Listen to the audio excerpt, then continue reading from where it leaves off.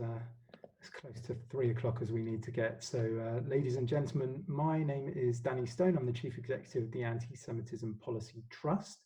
We're absolutely delighted to be joined by Baroness Ruth Deech on our Zoom with a View series today.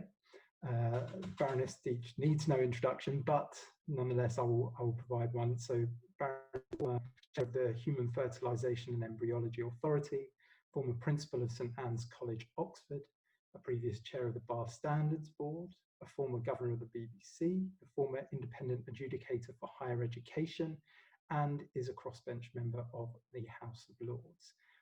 She has long campaigned, as we said in our registration form, against anti-Semitism and spoken out against it. And so we're absolutely delighted, Baroness Deech, that you joined us today. Thank you for doing so. Thank you, and I greatly admire the work that you do.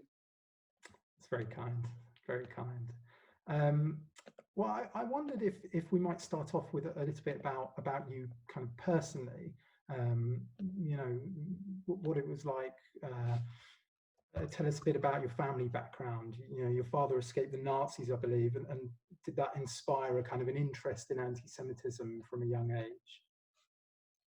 My father managed to get to this country on the 3rd of September 1939, which was the day that war was declared. So he just managed it. And he left behind him a life as a Zionist activist and journalist in Vienna. He was a very keen worker for Zionist causes, and he was a founding member of the World Jewish Congress. And my mother, although she was born here, had spent some of her life in Poland, and much of her family was there. And my earliest memories were not of bedtime stories that 5-year-olds had. I had my mother weeping over her failure to get her mother admitted into this country, and her mother died in a concentration camp. And my father telling me stories about the shtetl where he was born, and the house was full of Zionist memorabilia. My father was a keen collector of Zionist letters and historical documents, which he sent off to the Zionist archives in Jerusalem. And I grew up with that sort of background. It wasn't very religious, but it was 100% Zionist. And then I didn't think so much about it for many years until it came back with a vengeance, or at least anti-Semitism did a few years ago. I took Zionism and support for Israel absolutely for granted. I did the usual teenage stint working on a kibbutz and cutting down banana leaves and working in the Hera Ochel, the usual sort of thing. I was a member of Habonim. So I was absolutely imbued with all of that. My father wrote books about Herzl, and I just felt that was absolutely natural, and everybody did. And they taught lots of languages at home. If they had a party, there was Russian speaking, Polish, Yiddish, German, French, everything. Sorry, I should say Habonim is the Jewish youth movement, which is a kind of cultural socialist type movement. Is that a fair description? Yes, those were the happy innocent days when you danced around doing Israeli dances wearing blue blouses.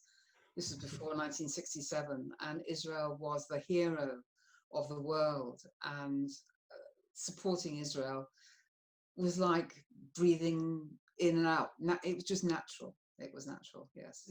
You say you didn't think about anti-Semitism between kind of growing up and then more recently. So you didn't experience it on campus or in university at all when you went? No, but I did at school. I went to a church primary school and a very churchy secondary school. And one of the things that colours my thinking now is my clear memory of how, when we were very small, 5, 6, 7, and again in secondary school, the children were taught at Easter, the Jews killed Jesus, and all that goes with it. You know, the usual stories. And I think for my generation, that is deeply embedded in them too. It was very hard to go to religious classes, as I was made to do, not to pick up the fact that Jews were being held guilty for all sorts of things. And at a very, very young age, I was that sort of kid, I put up my hand and I said, please, miss, I said, if Jesus was sent to save us, why are things so much worse now? And if Jesus was destined to die, why do you blame the Jews? But anyway, the teaching was very much that way.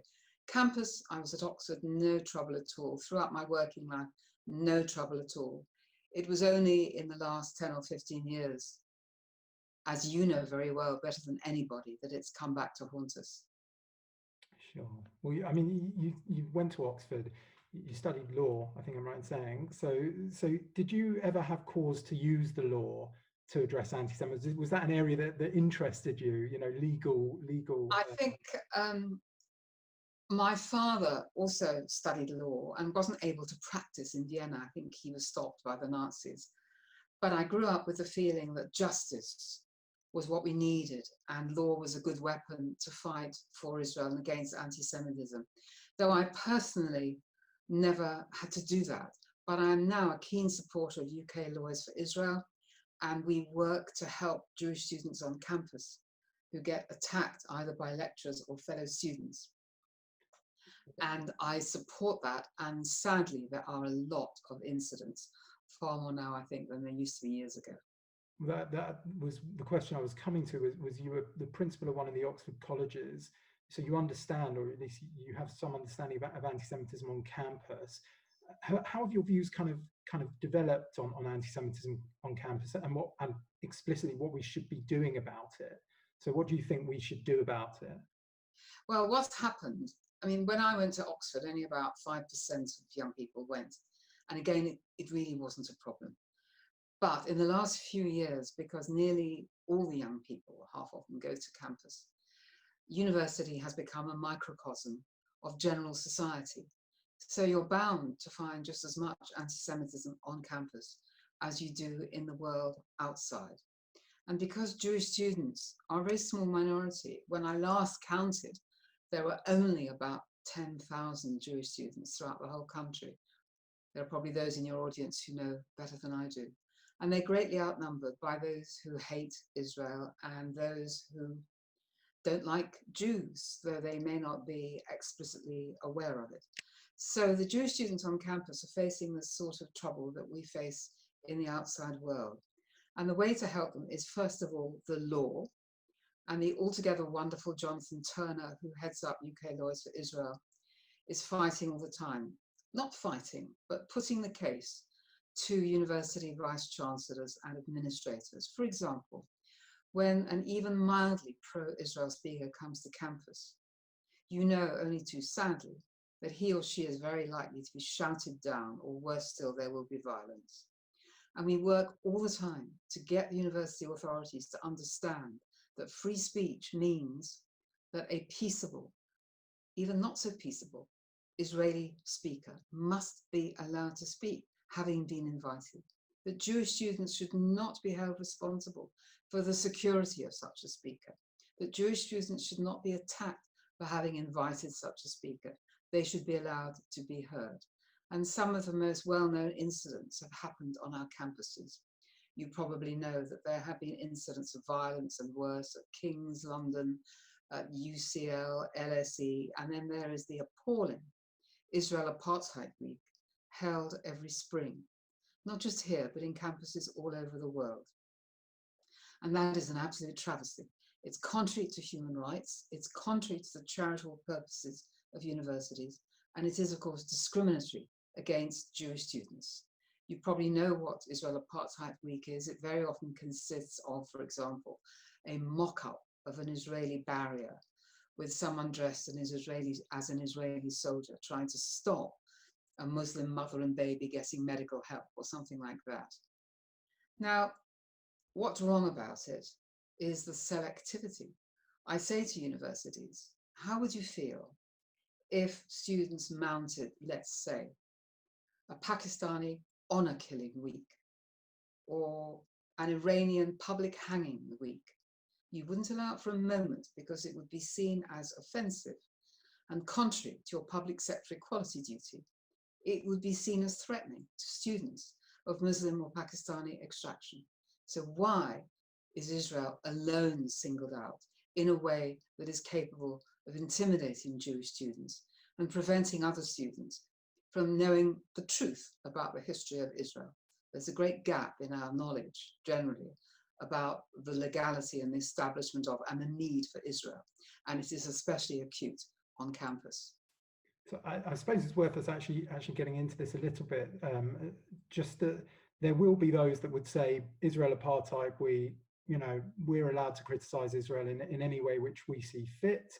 And you're not saying, I believe, that there's no room to criticize Israel. Surely you're saying that it's the specific way in which this week is constructed and the things that it does and the way that it's framed that is the problem. Is that right? Of course you can criticize Israel. You can criticize Israel the way many people criticize, for example, the Trump government in the USA or the government of, to be topical, Lebanon. Of course you can criticize. It is the singling out of Israel and the double standards, which is contrary to the IHRA definition of anti-Semitism. And also Israel Apartheid Week quite often crosses the line from being criticism into race hatred. That's the problem. But criticism, of course, fine. Though there is an industry of criticizing Israel, which doesn't seem to exist in relation to any other country. Where are the masses protesting about the Chinese treatment of the Muslims? Where are the masses protesting about Iran? Where are the masses protesting about the treatment of women in some of the countries in the Middle East? No, it's only Israel that takes them onto the streets. It's only Israel where the students get worked up. Okay. Well, moving slightly on from this, but in the same area, you were the Independent Adjudicator for Higher Education. That body or that post, does that have application when it comes to anti-Semitism cases? Can you say whether you adjudicated any cases? And more broadly, did the team around you, and this is a point I suppose more for regulators, non-departmental public bodies, alternative dispute resolution bodies, how much knowledge was there about anti-Semitism? There really weren't any cases, maybe one or two, when I was there. And they understood perfectly well. There were very few cases. In fact, I wish Jewish students would use the Office of the Independent Adjudicator more often. The trouble is it takes a long time. A student is usually only at university for 3 years. If something happens to them in year 2, by the time they've exhausted the university's own complaints system, they've practically graduated. They tend to drop it, but certainly they could come to the OIA. The OIA did understand. I think the trouble is that many university administrations do not. There was a notorious incident in Oxford a few years ago when the student members of the Labour Society were being hostile to Jewish members and potential Jewish members. Really bad. I saw the dossier. It was pretty shocking. And I took up cudgels on their behalf. I could not get the administration there to understand that the left wing, for example, was hostile to Jewish students. I couldn't get them to understand the IHRA definition. I couldn't persuade them to undertake training. I actually bought a book for a member of the university administration. They were completely at sea. And I asked the Vice Chancellor, please come out and make a statement saying that Oxford will take this seriously. We will not let our Jewish students come to harm. And I was met with a sort of unwillingness and disbelief. Now that's mild compared to some other universities. Most of the universities in this country have not subscribed to the IHRA definition of anti-Semitism. And many universities have a strong UCU, that's the University and Colleges Union of Lecturers. They are notoriously anti-Israel. They haven't adopted the IHRA definition.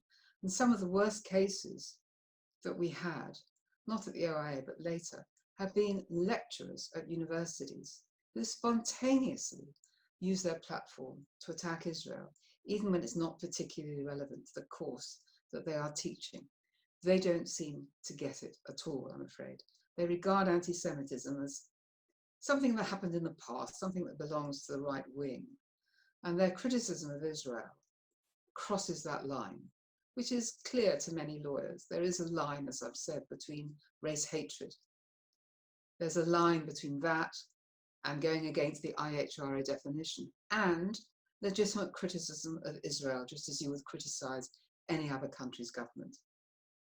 And have you had to explain that to people, or have you attempted ever to explain that to people, and where you see that line, and how have you gone about doing that, or how does one unpack that for people? Well, the UK Lawyers for Israel have prepared a document about this.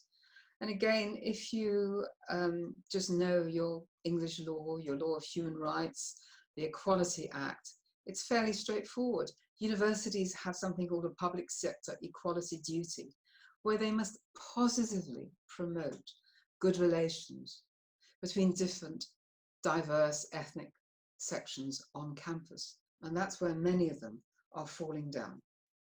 And it's quite easy to understand it if you're prepared to take some training or get the document where it is all set out. It's not difficult. Okay. So, I mean, you looking now at your role in the Lords, you've been in the Lords for 15 years. How have you found it? And to what extent, if any, has your Jewish heritage played a role in your work, or more broadly on your perspective on the issues that you have to discuss there? Well, there are good sides and bad sides. When I was appointed, my initial reaction was, I suppose like many other people, Mum and Dad, if only you were here to see it.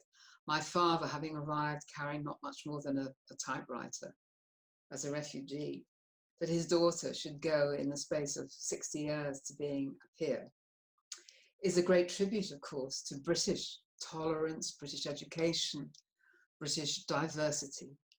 And on the same note, something like 9% of the members of the House of Lords, it's hard to count, something like that, maybe 70 or 80 people, are Jewish. Again, this is a fantastic tribute to the open nature of British society, and that is just wonderful. On the other hand, as I said, I've almost forgotten about anti-Semitism until I arrived in the House of Lords, and it wasn't something that I had meant or thought would concern me, but it turned out there was no avoiding it. And you can keep your head down, as some students do, and I don't blame them, and just let it wash over you. But in the House of Lords, I began to notice there was an obsession with Israel. Now, every year I do a little count in Hansard to see how many times Israel has come up in a debate in the House of Lords. I count that up, and then I count up how many times Russia has come up, or Syria, or China, or America. And guess what? In every year, the number of references to Israel outweighs by thousands those relating to other countries, except very recently China. But apart from this last year, there's been an obsession with discussing Israel. People in the House of Lords might be discussing, let's say, nuclear arms or the condition of children or something. And someone will stand up and say, what about Palestinian children? Or what about Israel's warmongering? The other thing that upsets me is the cheapening of the use of the word Holocaust. When animals are being slaughtered, or when refugee children are being denied admission, or some other tragedy, someone will always stand up and say, it's a Holocaust of this and a Holocaust of that.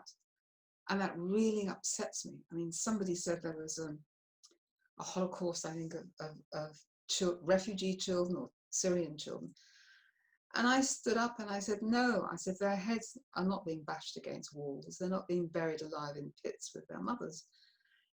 I don't like it to see that excess criticism of Israel or the cheapening of the use of the word Holocaust. And in Israel, in the House of Lords, I have led significant debates on freedom of speech, academic freedom within university, about Polish restitution, on anti-Semitism, and of course, on Jewish matters generally. And when we get Lord Sachs, he's not there very often, but when Lord Sachs comes, he's such a wonderful speaker. People will put down what they're doing and they'll rush into the chamber to hear Lord Sachs, because his speeches, as we all know, are simply the best that you could possibly have. But I try to live up to his standards. And there's a little group of us in the House of Lords.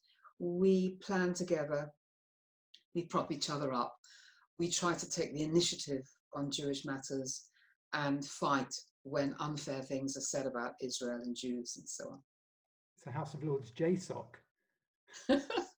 Something like that, yes. Yes. Have you faced anti-Semitism in the House of Lords? Have you ever experienced it from other members, for example? No, not on a personal level. No, not at all.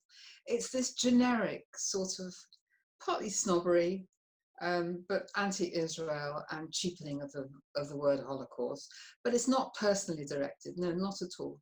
No. That's good to hear. And how does being a crossbench member of the Lords impact your work? So does it have a bigger impact? If you're speaking out on anti-Semitism, you're not a Conservative member, a Liberal Democrat, a Labour member. Do you think that adds, that people see it in a different way? They see you as more independent, or dare I say authoritative? Well, it's good and bad. I would say that as a crossbencher, we are wooed, not whipped. In other words, both parties want to get us on their side because our votes could make a difference. And we're free to vote and speak as we like. And that's a great privilege. I wouldn't want to be a party member. It's great being a crossbencher. You're completely independent. You think about each vote. You decide what you want to do. No one tells you what to do. And no one holds it against you if you have an unpopular opinion. And also our benches are far more full of expertise and experience, I say immodestly, than the others. The downside is that probably if you were a government member, what you have to say would be taken more seriously. And also I think the members of the political parties get more briefing and sort of research support than we do. We have to do all our own research and so on. So every speech I make about Israel, lots of other things, I do my own research. I think it's probably easier if you're a party member to get some help in that way. But it's a great privilege being a crossbencher, and I really wouldn't want to be anything else. I see. Well, we had a question in. It's a bit of a technical question, but about there are peers now that are being dubbed non-aligned, right? And they're independent. So what's the difference between a non-aligned peer and a crossbench peer? Are they different types of independent? Well, they're independent, but crossbenchers are largely the result of appointment, as I was, by the House of Lords Commission. It's a special procedure. Non-aligned tend to be people who decide to join without deciding where they're going to be. And also there are quite a few peers, as happened recently with Labour, who resign from their party whip. Several Jewish peers and others left Labour because of Corbyn, or leave other parties because they have some disagreement, and they're somewhat homeless for a bit. So there's quite a scattering of people who are not set up with the three main parties. Right. And then, of course, we have the bishops. We have 26 bishops, yes, who aren't as good on the Israel question as one would have hoped. Well, there's a disparity of view on those benches. That's right? Yes. Okay. So there's moving into you've addressed the Holocaust. There's an incredible story about your family's silverware. And I was wondering whether you'd share that for us, because there'll be people attending this webinar that haven't heard it, and it's really a remarkable story. My father was born in a little shtetl called Uсть-Dolny. No one's ever heard of it. Why should they? I couldn't even find it on the map until after the end of the Soviet Union and the Cold War. And when I was a child, he used to tell me that his father was the mayor and a rich man. And I thought this was very funny because we weren't well off at all. But he told the end of stories. And he had 5 brothers and sisters. And they all scattered. No, unfortunately, they didn't scatter. 4 of them scattered before the war. But my father's oldest brother was in Uсть-Dolny, which was unfortunately situated between the Germans coming from the west and the Russians coming from the east. It was in the southeastern corner of Poland. And my father's oldest brother was carried off to Siberia and never seen again. And I used to tell the story of how he was lost, and also my aunt who stayed in the village and unfortunately was killed. I had a friend in Oxford. I have a friend in Oxford, Norman Davis, who's a very distinguished historian of Poland. And I told him what I knew about Uść-Dolny. And in fact, I visited the village in the early 1990s. when I was able to get there with a great deal of help, I went to the village with a translator and a driver. And when I got there, they rolled up the red carpet for me. And the current mayor of the village said, yes, you know, your grandfather was the mayor. This is where he lived. Someone else is building a house on it now. And they drove me out about 15 minutes and they said, this is the oil refinery that your grandfather owned. And I was taken aback. He was a rich man. And I looked at it and I said, well, who owns it now? And they said, well, you know, National.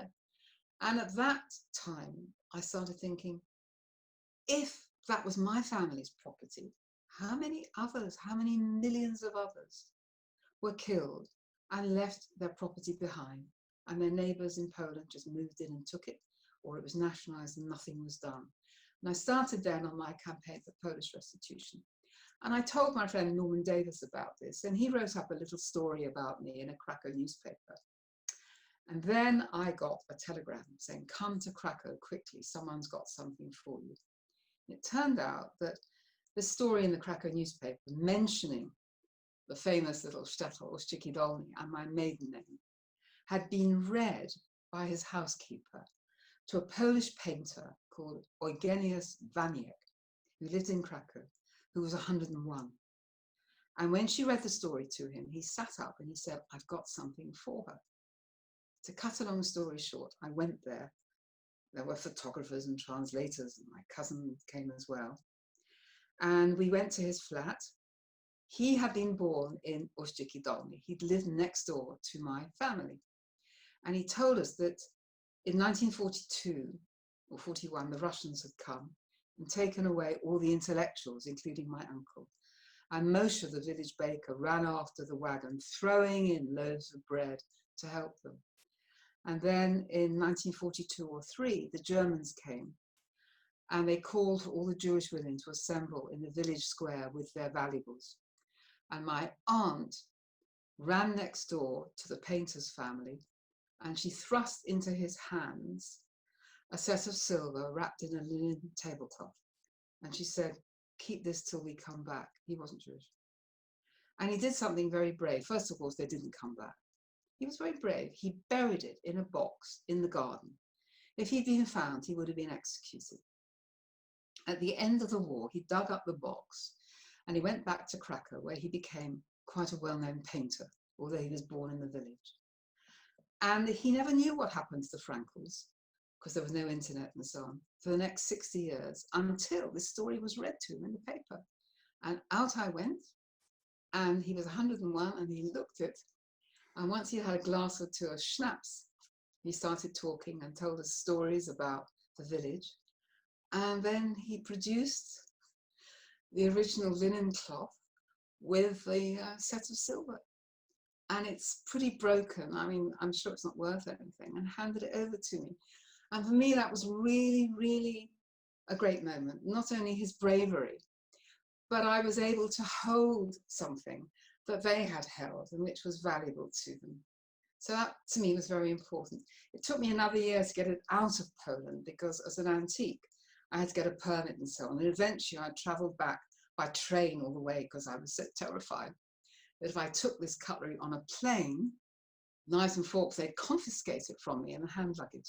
So my daughter and I traveled 12 hours, Krakow to Berlin, Berlin to Brussels, with me sleeping with the cutlery under my pillow, and Brussels to London, and we got it back, and I've got it. So that, to me, was really very important. But I haven't given up on Polish restitution. That's 12 crumbling knives and forks. What about the oil refinery? What about the millions of factories and households and Judaica and valuable objects all over Poland, where people must know they don't belong to them? I want to keep on fighting for that. It's a remarkable story, and I had only read about it. I'd not heard it from you, and that is, it adds so much more to the story hearing it from you, hearing the detail. It's amazing. I mean, you talk of restitution. So you asked a question in the Lords last week about this. It's been a decade since countries joined and agreed the Terezin Declaration, 2009, and you've been pressing for action since inception. So what do you want to see done? What are the issues and the barriers to action? Well, first of all, as we know, Poland has been going backwards in all sorts of areas, backwards in the rule of law, backwards in relation to the appointment of judges, backwards in European rules about the environment, backwards in relation to abortion, LGBT rights, and so on. So it's no surprise that they're very resistant to any restitution. And as everyone knows, there was a law in Poland a couple of years ago making it a crime to accuse Poland of any sort of complicity with the Holocaust. So they're not keen on freedom of speech either. And every time I raise this issue, I get, surprise, surprise, anti-Semitic emails in Polish. But it's very easy to get them translated on Google now. Well, I keep pressing, but it's got to be more than just a few individuals. The European Parliament was interested, but didn't follow up. They didn't do anything. They passed resolutions, didn't follow it up. The American Congress has been much more active. The American Congress passed an act called Justice for Uncompensated Survivors Today. And that requires the Americans who are involved to produce a report every year on how countries in Eastern Europe and Western Europe are progressing with restitution. They've just published their first report. It runs to 209 pages. Poland stands out as the worst offender because, of course, half the Holocaust victims came from Poland. There were 3 million Polish Jews who were killed. And Poland won't do anything for various reasons. Now, I think that it's time for the Council of Europe to take this up. I'm not talking about the EU because they did nothing. I'm talking about the OSCE and the OECD. These are international bodies that include as members Poland, the UK, and the US. And if they together put pressure on Poland, it might work. If it was possible and if it was legal, when there are funds, international funds owing to Poland for this or that, how about holding some of that back to form a fund for the survivors and the claimants? How about our government helping us to bring cases in Poland? Cases have been brought in the European Court of Human Rights. It's no good, it's too slow and they don't win. But we need legal help, we need access to the archive, but we need international pressure from bodies that include the US, the UK, and Poland to bring Poland to justice. No one's asking for the return of the property. No one's asking for the full value. They want token recognition. Poland won't even put up a plaque. They won't even put Stolpersteine in the road. You know those little plaques they have in Germany, recording outside the front door who used to live there. Poland won't even do that. We must all keep up the pressure.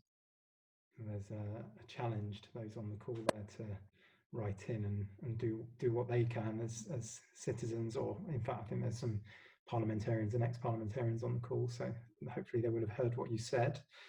50 parliamentarians signed a letter under the leadership of myself and William Hague, if I can put it that way, some years ago to Poland, but it only got a dusty response. So we'll have to keep pushing. Well, actually, we've had a question in from Sorrel, not about Poland, but about Lithuania. So how can the British government and other EU countries put pressure onto a Baltic state like Lithuania to bring to justice those lists of known killers and collaborators never even questioned in 70 years? And the suggestion is that Lithuania and other Baltic states are following the example of Poland in potentially, it says here, downplaying anti-Semitism. So do you have a take on, yes, on that? This is, I sympathise. This is absolutely true. Lithuania has not behaved well. I don't know why we're not getting European arrest warrants to get these people arrested. Hungary has not behaved well. There's something of a tendency in some of these countries that were part of the Soviet Union to take the Jewish suffering and turn it around for their own benefit. You know, look how brave we were, we Hungarians, we stood up to the Nazis. And they kind of draft in the Jewish suffering to support their case and sort of drain it of its Judaism. It's another example of how the Holocaust is used to support national initiatives which happen to suit the government, showing how they were on the side of the angels. to support nationalism as well, Hungarian nationalism, Lithuanian nationalism, and so on. It's a complex story. Sure. Yes, Holocaust distortion, somebody has called it. Yes. Now, I mean, you've talked about appropriate memorialization of the Holocaust. We know that, Jewish groups, the Board of Deputies and others support a Holocaust memorial. You have a different view. What's your take on a Holocaust memorial? Where should it be? What should it be? How should it happen? Well, first of all, you've got to think what purposes it serves. A memorial should be devoted to explaining anti-Semitism and its causes, doing its best to prevent that and genocide happening in the future, and combating Holocaust denial. And it should be primarily about what happened to the Jews. I'm not denying for a moment other genocides, but they all have a different story. And what started me wondering in this case was going to Holocaust memorial ceremonies, as I have done in central London, and standing in Parliament in a queue on Holocaust Remembrance Day, while MPs and peers queue up to sign the Holocaust Remembrance Book. And there's a photographer with a big white umbrella and a banner like the one you have behind you saying something like "Never Again." And they all queue up to sign "Never Again." And ahead of me in the queue, I saw some figures who are very well known for their extreme hatred of Israel and their allegedly anti-Semitic attitudes. And they sign with a flourish and they smile at the camera for their constituents. And then I thought, well, you doff your cap at 6 million dead Jews. There, done it. I respect them. Therefore, I'm an anti-racist. And that's not good enough. It gives people a free pass. There were 6 million dead Jews. Frightfully sorry. That's in the past. Of course, I'm not a racist. I don't have a racist bone in my body. There I am in the front row of Holocaust remembrance events. And it seems to free them up to carry on attacking living Jews right now and to attack Israel, not just mildly, but even calling for the dismantling of Israel. And then I thought there are more than 300 Holocaust memorials around the world, from China to New Zealand. And the more they go up, especially in France and the US, and the more we have packed Holocaust remembrance ceremonies, the worse the anti-Semitism is getting. So it looks to me as if they're failing to combat anti-Semitism. Children get Holocaust education at school, and some of those children then go to university and are amongst the students I mentioned to you a few minutes ago who attack Jews. And then I thought, a Holocaust memorial runs the risk of doing this. It puts the whole of Jewish experience into a box of the Holocaust, suffering, dead Jews, Jews in striped outfits clinging to barbed wire, piles of shoes and bones and terrible tragic stories, begging for release. And people go who've never met a Jew before, lots of things, and that's all they will ever know about the history of the Jews. That happened in the past. It was the Germans, it wasn't us. That's all they'll ever know.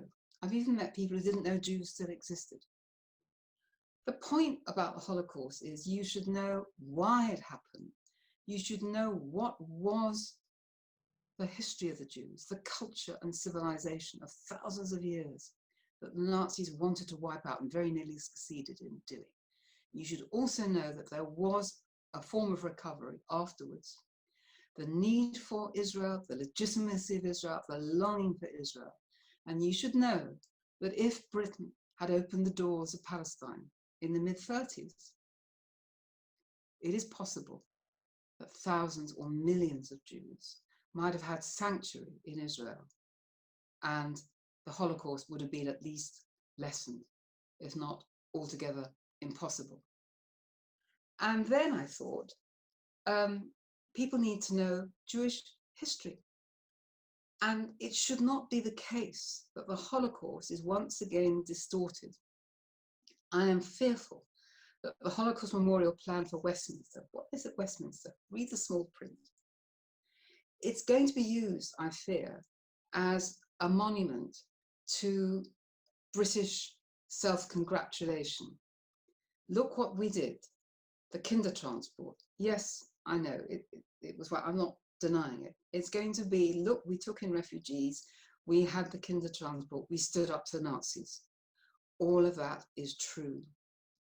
But in no way will that combat anti-Semitism, explain anti-Semitism, show people the Jewish culture that was very nearly wiped out.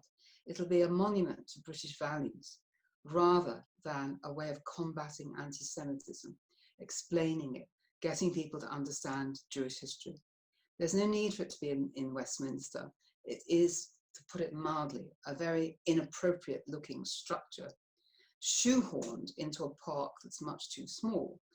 And it's a design that was offered to Ottawa when the Canadians had a competition and was turned down as the design for them. And it's just been reintroduced for London in an entirely different setting.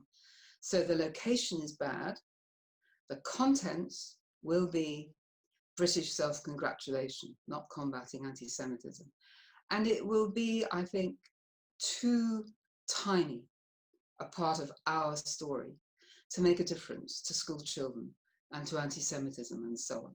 What we need to do is spend much more on Holocaust education in a broader context.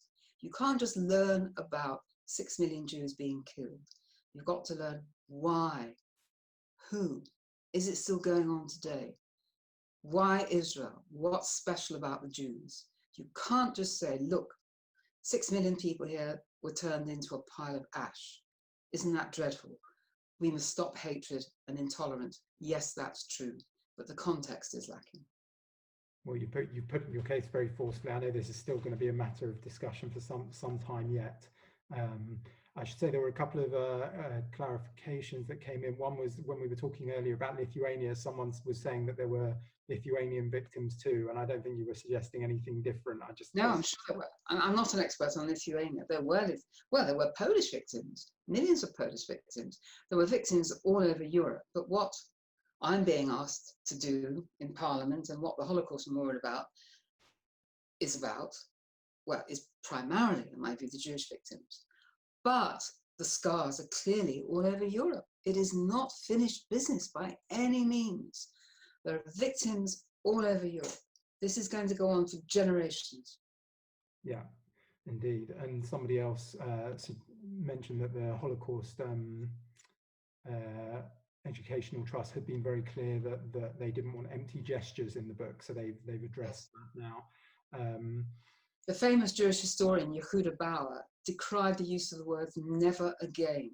What does it mean? He said. What are we supposed to be doing so that it's never again?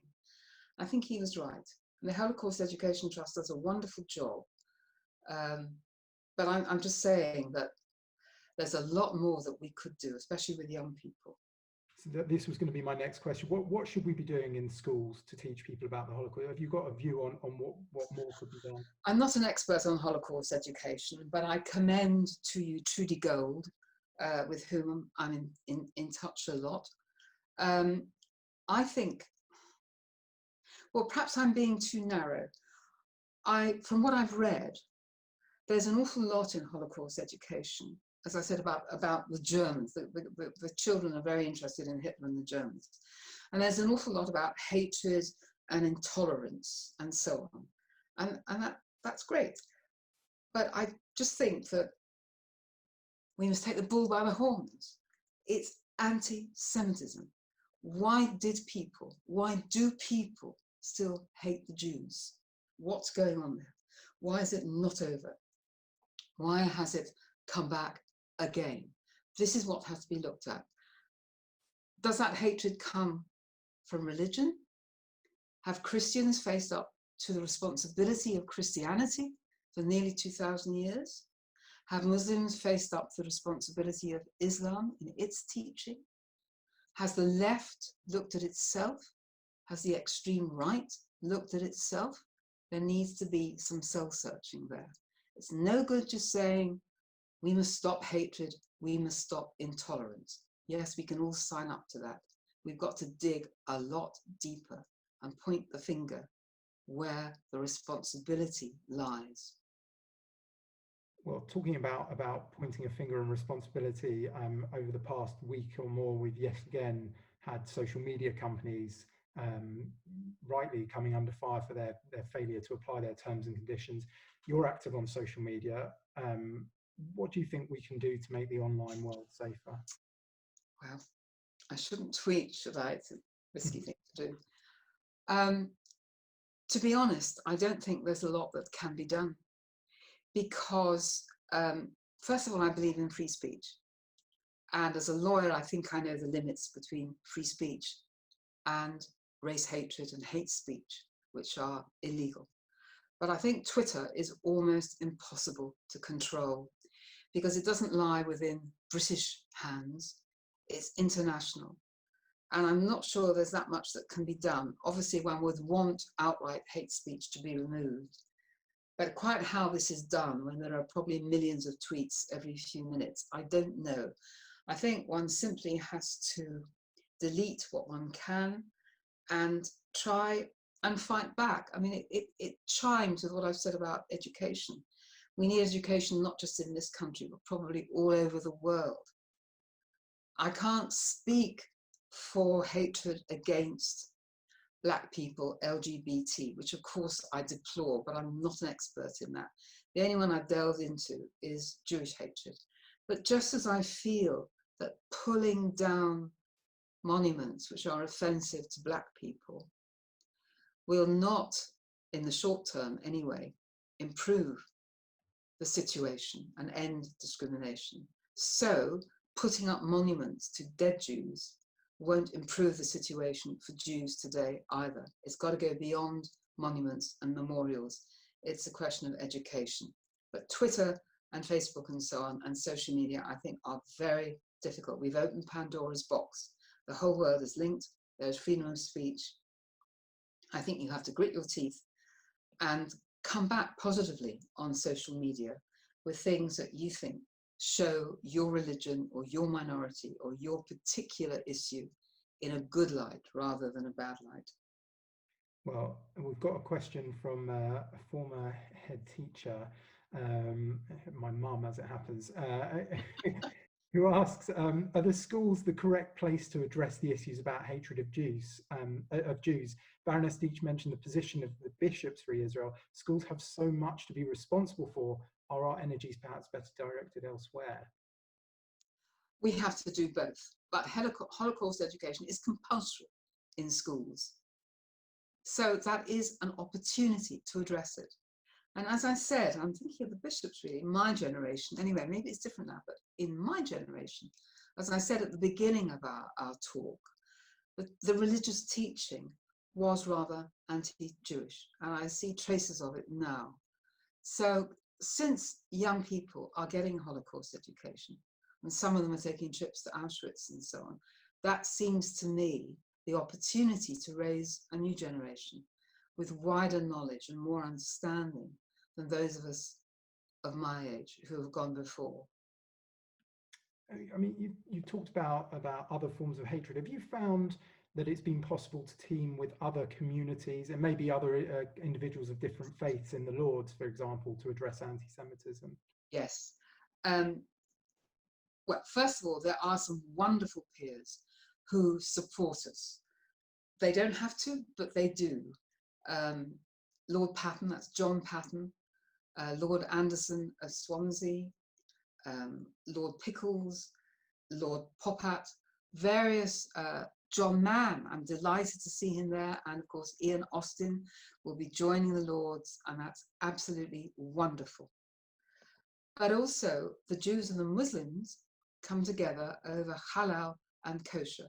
Every few years, some, usually an animal lover or veterinarian in the House of Lords, raises the issue of what they call religious slaughter. I hate that phrase, religious slaughter. I don't want to use it. It's traditional Jewish slaughter. Religious slaughter makes it sound like some sort of black magic ritual. And then Muslims and Jews join forces to say that we don't really know whether non-stunning is better than stunning. We don't know. But what we do both know, both religions, is that stunning so often goes wrong. There are European reports that show that millions, if not billions, of chickens, for example, are thrown into boiling water when the electrocution has been insufficient. But cattle are insufficiently stunned with the bolt. We know that lobsters are thrown into boiling water, that trillions of fish are yanked out of the rivers and left to suffocate, that rabbits are decapitated. Am I putting you off your meat dinner? I probably am. You know, if you look into this enough, you become a vegetarian. But given the general standards of animal cruelty, whether deliberate or accidental, in killing animals for food or even for pleasure. I mean, people kill stags and shoot pheasants, you know, for what?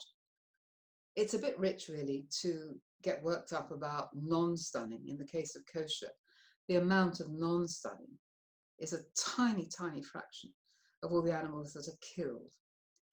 And I believe that those who carry out kosher shechita, kosher killing, are trained to be religious and observant in what they do. I mean, they're conscious of what they're doing.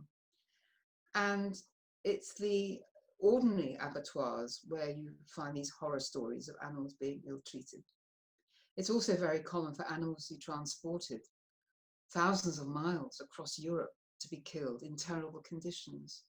So pot calling kettle black, I think. Wow. And do you think, as an aside, we see attacks on religious liberty in respect of Jews across, we've seen it across Europe and even beyond. Do you smell anti-Semitism behind that at all? Yes, I do. I mean, I greatly admire the CST, of which I'm a patron, the Community Security Trust, publish the annual reports. And right across Europe, anti-Semitism is rising, which is why I think it is a mistake to say that democracy is a safeguard against anti-Semitism, which is one of the tropes of the Westminster Holocaust Memorial Project. Clearly, democracy is not a protection against anti-Semitism because it's on the rise across Europe for various reasons. And no amount of human rights or democracy seems to stop it. We've got to go deeper than that. And, you know, turning to the Labour Party, which is so happily under fresh management, just disciplining those who make anti-Semitic statements isn't enough. I say that disciplining is like putting a sticking plaster on a cancer patient. All right, you expel them, you give them a slap over the wrist, but you haven't got to the roots of why they make the statements that they do. That needs self-examination. That needs education. We need Keir Starmer, please, to go on a trip to Israel, which I think he has said he will do. That would be a great turning point. Obviously, go to the West Bank as well, but it would be good to have Keir Starmer go to Israel. That would help. There you go. It's been put to him now. So, talking about intersectional harms, have you? We did a big conference on anti-Semitism and misogyny. Have you ever experienced that, the kind of the dual attack on you, both as a Jewish person, as a woman? No, sorry to say, no.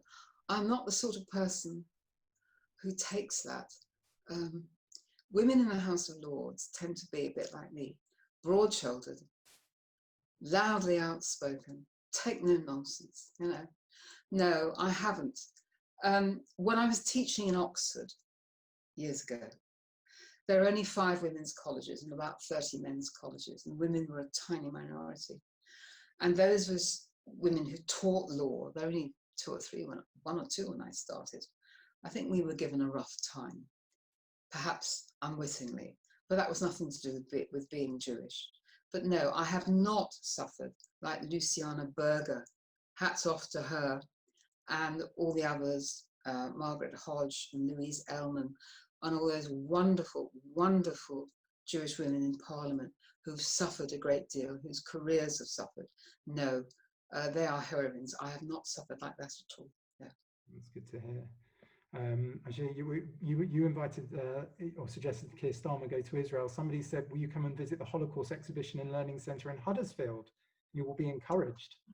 Yes, I need to go to that one, and there's one in Nottinghamshire, and there's the Wiener Library, and there's the Jewish Museum. And I would hate to see the Jewish Museum go under for lack of funds when 105 million is being spent on the new Holocaust memorial.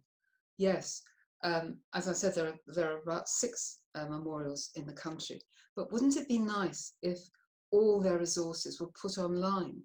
Wouldn't it be wonderful if a digital resource could go to me and to every school child in the country, rather than putting them all on buses and bringing them to London, which of course not all of them will do? I think the next big move needs to be digitalization, so that we can all see the riches that are there. And of course, the stories of the survivors have been recorded in part by the British Library. And that modern technology is going to be a great boost to education about Jews and the Holocaust.